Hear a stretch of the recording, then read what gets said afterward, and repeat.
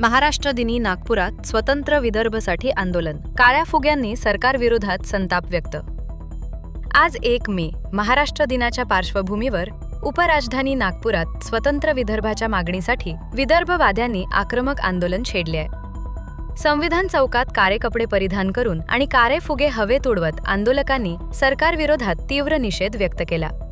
या अचानक झालेल्या आंदोलनामुळे पोलिसांची मोठी तारांबळ उडाली. परिस्थिती नियंत्रणात आणण्यासाठी पोलिसांनी तात्काळ कारवाई करत आंदोलकांना ताब्यात घेतले.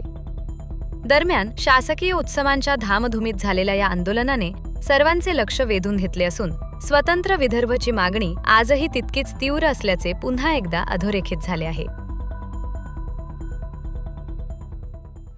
महाराष्ट्रातील ताज्या घडामोडी पाहण्यासाठी आजच आपल्या न्यूज15 मराठी या चॅनलला यूट्यूबवर सबस्क्राईब करा.